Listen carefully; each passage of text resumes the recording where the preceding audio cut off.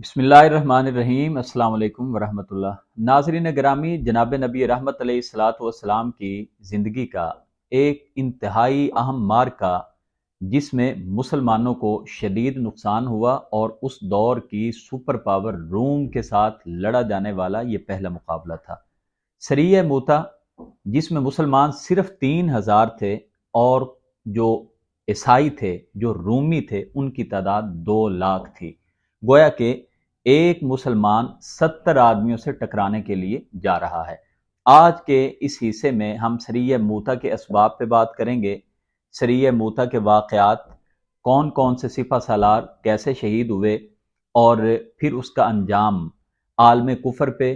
رومیوں پہ، عیسائیوں پہ اور خود قریش مکہ پہ کس انداز میں اثر انداز ہوا۔ یہ تمام واقعات آج کے اس حصے میں آپ کے سامنے رکھوں گا۔ نبی کریم علیہ الصلاۃ والسلام نے اسلام کی دعوت دینے کے لیے خطوط لکھے، جس کا تذکرہ پہلے کیا جا چکا ہے۔ یہی خط لے کے جانے والے ایک صحابی حارث بن عمیر ازدی تھے،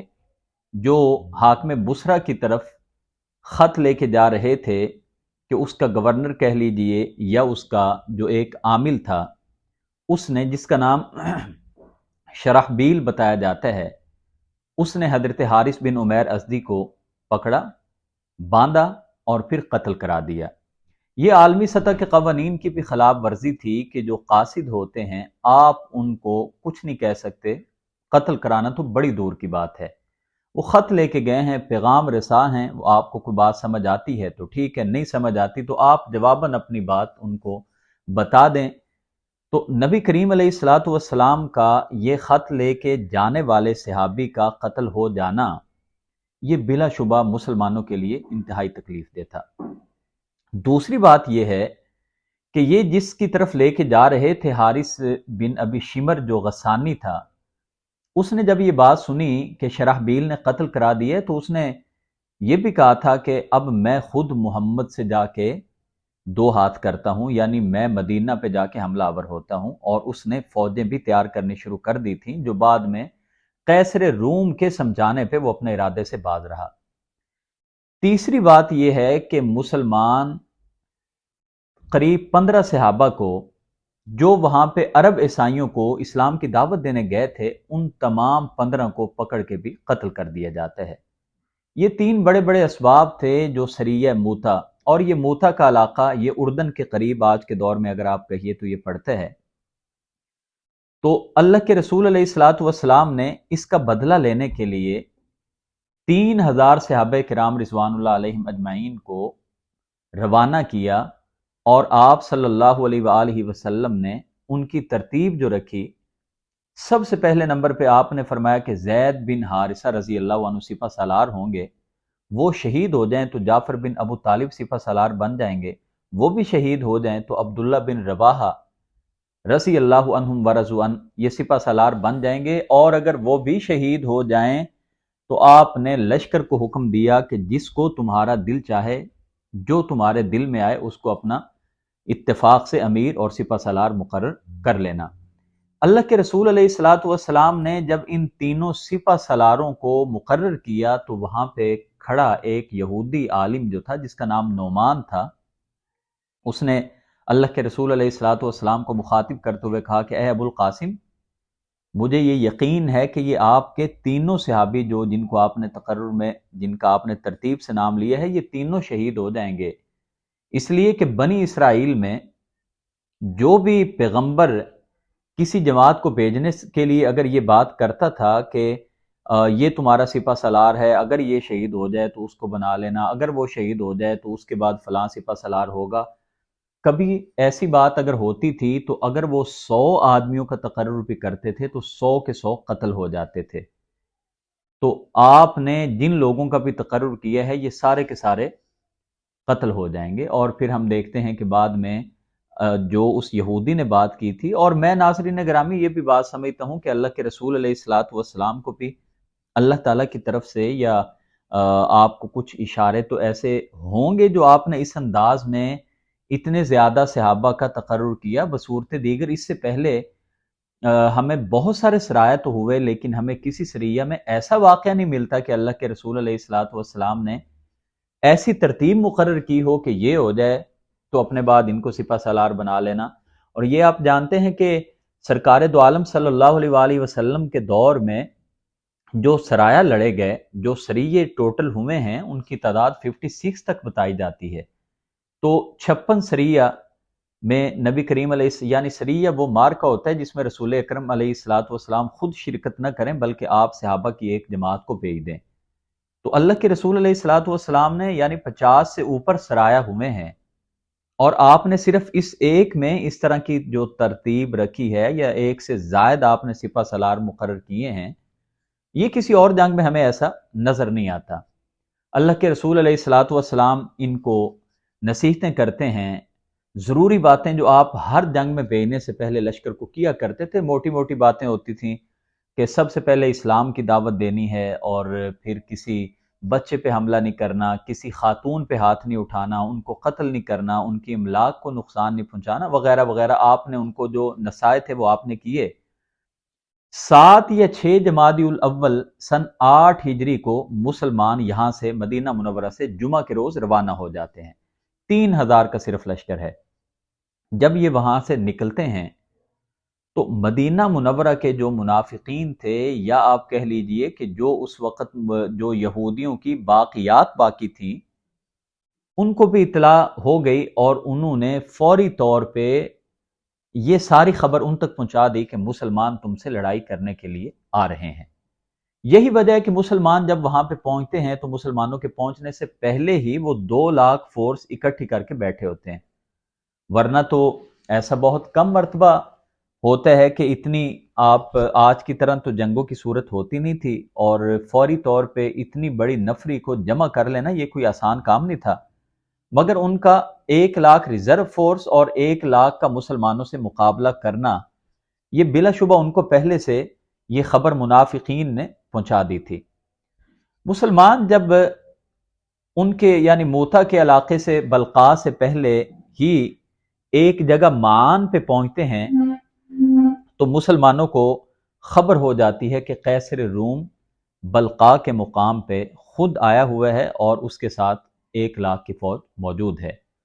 ناظرین گرامی، بعض سیرت نگار اس بات پر بھی اختلاف کرتے ہیں کہ وہ جو قیصر روم بتایا جاتا ہے وہ قیصر روم ہرقل جس کا نام ہے وہ اصل نہیں تھا بلکہ یہ اس کا بھائی تھا، اور وہ سیرت نگار یہ بیان کرتے ہیں کہ قیصر روم کو کیونکہ نبی کریم علیہ الصلوۃ والسلام اس سے پہلے دعوتی خط لکھ چکے تھے اور وہ اللہ کے رسول علیہ الصلوۃ والسلام کو سچا نبی بھی مان چکا تھا، یہ الگ بات ہے کہ اس نے ایمان قبول نہیں کیا تھا، لیکن اس نے ایمان تو قبول کرنے کا جب اس نے دہیہ قلبی سے کہہ دیا تھا کہ اگر مجھے اپنی حکومت کے چھین جانے کا خطرہ نہ ہوتا تو میں ایمان کو قبول کر لیتا، اور اس نے یہ بھی کہہ دیا تھا کہ ایک وقت آئے گا جہاں پہ آج میرے پاؤں ہیں یہاں پہ محمد الرسول اللہ کی حکومت ہوگی، یہ ساری باتیں اس نے کر دی تھی۔ تو سیرت نگار اس بات سے اختلاف کرتے ہوئے یہ کہتے ہیں کہ یہ قیصر روم خود نہیں تھا بلکہ اس کا بھائی تھا جو 1 لاکھ فوج کے ساتھ جو وہاں پہ آیا ہوا تھا۔ مسلمانوں کو جب یہ خبر ملی، ابھی مسلمان تھوڑے سے ان سے دور ہیں مان نامی جگہ پہ، مسلمان یہاں پہ 2 دن تک رک کے مشاورت کرتے رہے کہ کیا کیا جائے۔ بعض صحابہ کی یہ رائے تھی کہ یہ ساری بات اللہ کے رسول کو بتائی جائے، آپ کو خبر دی جائے، دشمن کے بارے میں ان کے عزائم سے آگاہ کیا جائے، ان کی تعداد کے بارے میں بتا دیا جائے، اللہ کے رسول علیہ الصلوۃ والسلام کا جو بھی حکم ہوگا وہ ہم ماننے کے لیے تیار ہیں، اور اگر رسول کریم علیہ الصلوۃ والسلام کوئی اور نفری بھیجنا چاہیں تو تاکہ وہ ہمارے ساتھ آ کے ہم مزید زور اور قوت کے ساتھ لڑائی کر سکیں گے۔ مگر دوسری رائے یہ تھی کہ ہمیں ہر صورت میں ان سے ٹکرا جانا چاہیے، یا ہم غازی بنیں، ہم غالب ہوں یا مغلوب۔ نبی کریم علیہ الصلوۃ والسلام نے ہمیں بھیج دیا ہے، رسول کریم علیہ السلام کو دوبارہ اس بارے میں لکھنا یہ مناسب بات نہیں ہے۔ یہ عبداللہ بن رواحہ رضی اللہ تعالیٰ عنہ جو تھے یہ ان کی رائے تھی، اور پھر آپ کی یہ رائے سن کے آپ کی اس رائے کو تمام صحابہ ماننے پہ مجبور ہو گئے، اور انہوں نے کہا کہ بالکل ایک مسلمان کی تو سب سے بڑی خواہش ہی یہ ہے کہ بس آپ اپنی جان کی پرواہ کیے بغیر آپ ان سے ٹکرا جائیں، آپ غالب ہوں، آپ غازی ہو جائیں، یا مغلوب ہو کے آپ شہید ہو جائیں۔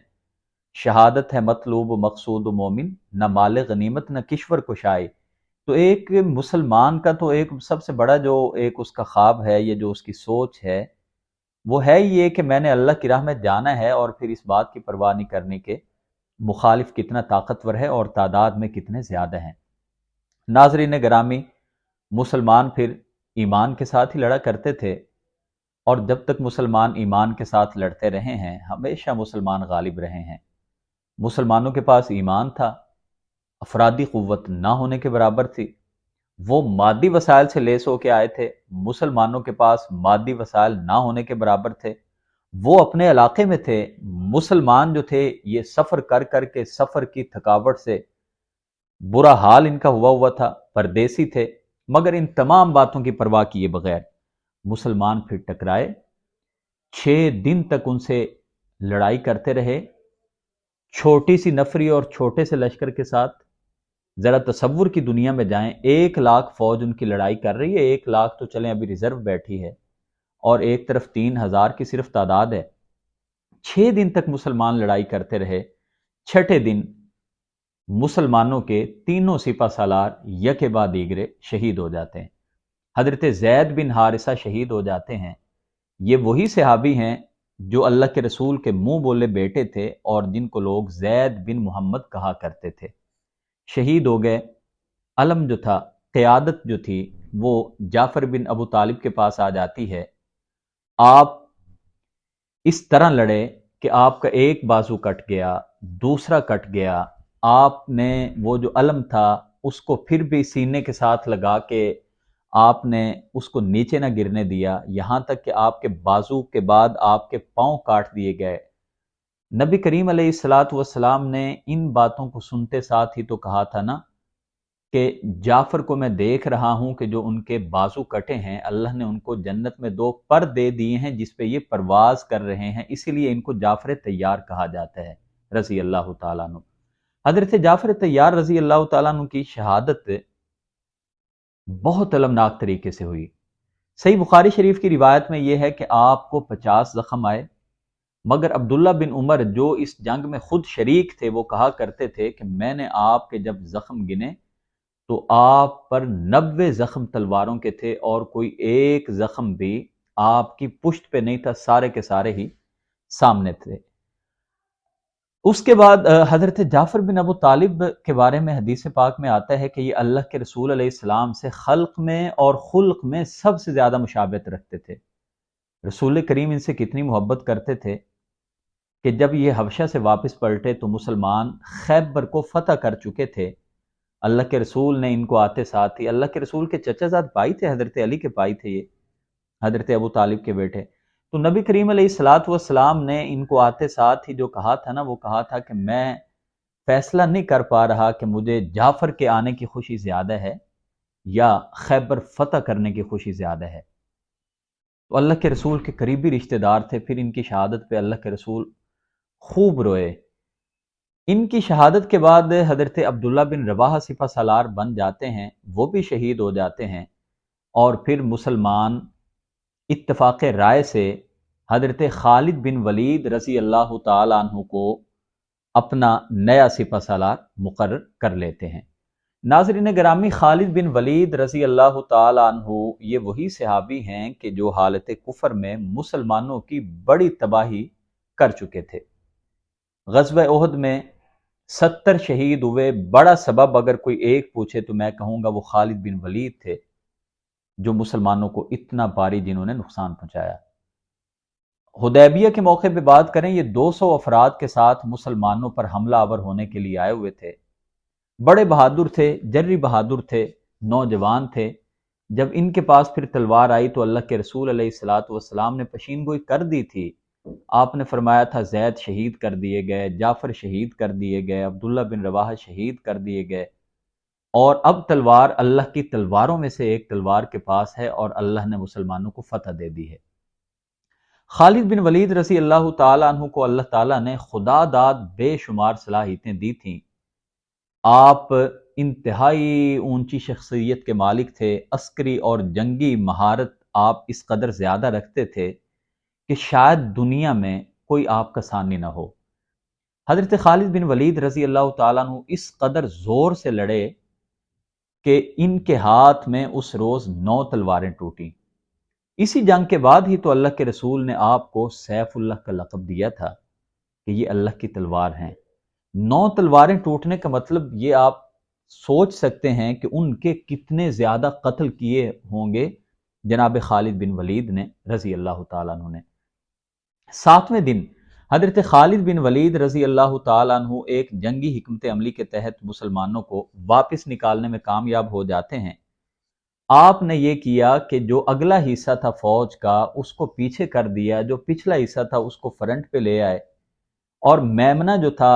رائٹ سائڈ والا حصہ اس کو میسرہ یعنی الٹی طرف لے گئے، میسرہ جو تھا بائیں طرف والے ان کو دائیں طرف لے آئے۔ اور یہ ساری باتوں کو دیکھ کے رومیوں نے یہ سمجھا کہ شاید مسلمانوں کو اور کمک پہنچ گئی ہے، مسلمانوں کی اور پیچھے سے فوج آ گئی ہے، وہ تھوڑے سے خائف ہو گئے۔ خالد بن ولید مسلمانوں کو ایک قدم پیچھے کرنا شروع ہو گئے۔ بعض روایتوں میں یہ بھی ملتا ہے کہ انہوں نے کچھ اپنے افراد جو تھے ان کو پہاڑوں پہ کھڑا کر دیا تھا جب اگلی صبح ہوئی، اور انہوں نے یہ کہا کہ جب تم دیکھو کہ ہماری لڑائی آغاز ہوتی ہے تو تم ایسا ایسا وہاں سے اوپر سے اترنا شروع ہو جانا۔ اور ان کو آتے ساتھ ہی دیکھ کے رومیوں کے فوج نے یہ سمجھ لیا کہ شاید مسلمانوں کی پیچھے سے مدد کرنے کے لیے کوئی اور بھی فوج آ گئی ہے۔ یہ چیز ان کو خائف کرنے کے لیے، مرعوب کرنے کے لیے کافی تھی۔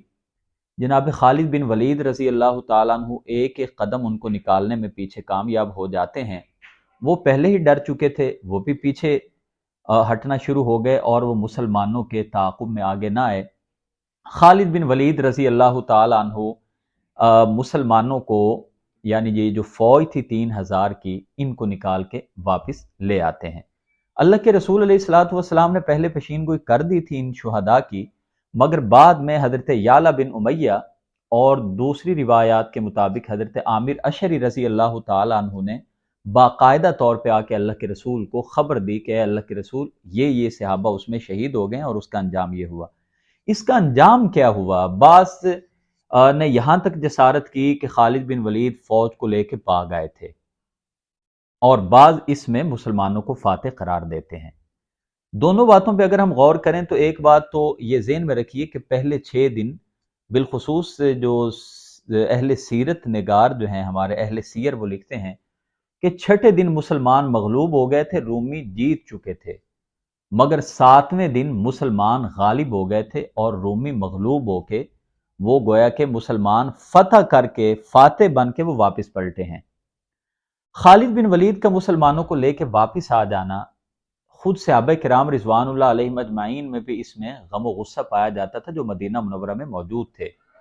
بعض واقعات میں ہمیں کچھ واقعات بڑے عجیب و غریب ملتے ہیں کہ جب یہ 3000 صحابہ واپس آئے اور ان کی آمد کا جو صحابہ باقی ماندہ تھے مدینہ منورہ میں ان کو خبر ہوئی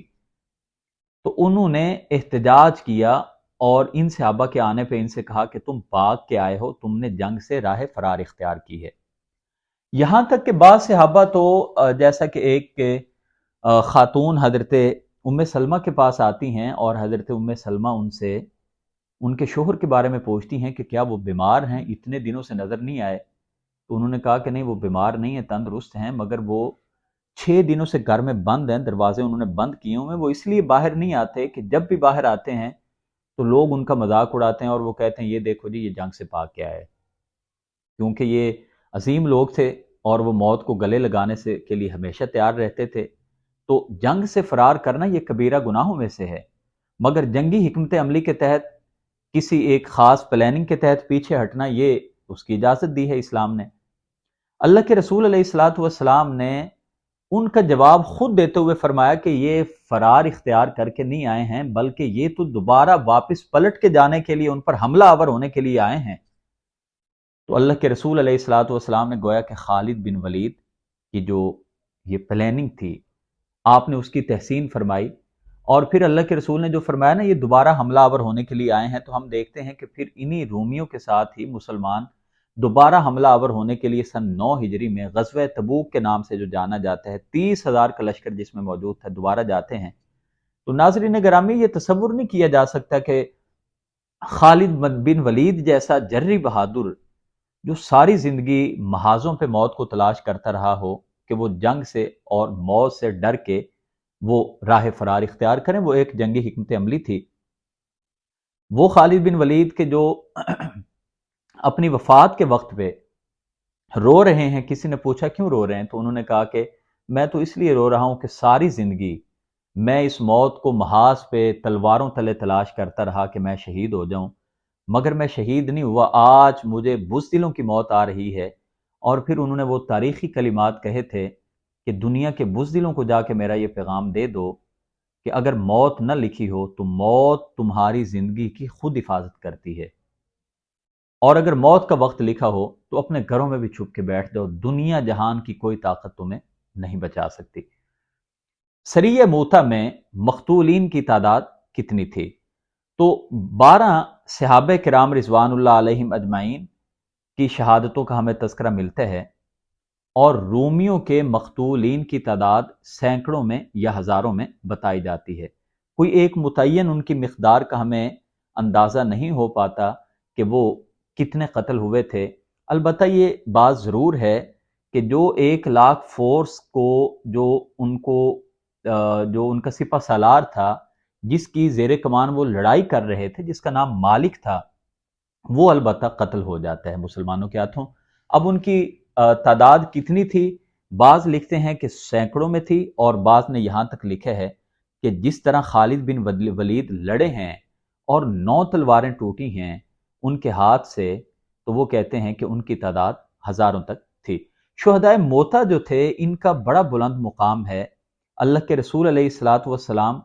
فرمایا کرتے تھے کہ مجھے یہ پسند نہیں ہے کہ وہ ہمارے پاس ہوتے، یعنی وہ اللہ کے ہاں جن اعزازات میں ہیں، جس طرح سے اللہ نے ان کو سرخرو کیے ہے، تو میں یہ پسند ہی نہیں کرتا تھا کہ وہ ہمارے پاس ہو جاتے۔ ناظرین گرامی، اس واقعے سے ہمیں بھی بڑے سبق ملتے ہیں۔ ایک تو یہ ہے کہ مسلمان ہمیشہ ان کو اللہ کی ذات پہ بھروسہ رکھنا چاہیے۔ افرادی قوت، مادی وسائل، اگرچہ یہ چیزیں ضروری بھی ہوتی ہیں، مگر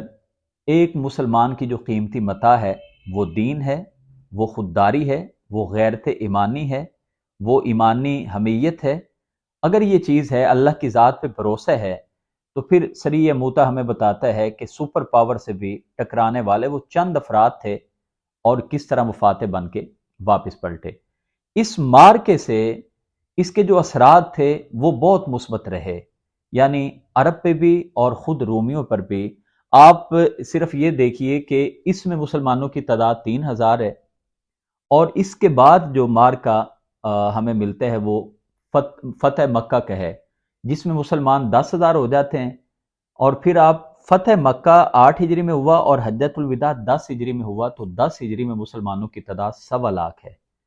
تو اس سے اندازہ ہوتا ہے کہ جو ان بدماشوں کا، یا یہ جو اسلام کی راہ میں بڑی بڑی رکاوٹیں تھے، جو بڑے بڑے عناصر تھے، جو سرغنے تھے، ان کا کس انداز میں جب اللہ کے رسول نے ان سپر پاور کے ساتھ جب ٹکر لے لی، تو خود عرب جو تھے وہ بھی خائف ہو گئے، اور مسلمانوں کی جو طاقت تھی وہ پوری دنیا پہ بیٹھ گئی۔ اور جو سلیم الفطرت لوگ جو ان کے ڈر کی وجہ سے سہمے ہوئے تھے، ایمان قبول ابھی نہیں کر رہے تھے، وہ پھر جوق در جوق ایمان قبول کرنے لگ گئے۔ ناظرین گرامی، آج کے حصے میں اتنا ہی۔ اگلے حصے میں انشاءاللہ ہم مکہ مکرمہ کے فتح کرنے پہ بات کریں گے۔ السلام علیکم ورحمۃ اللہ۔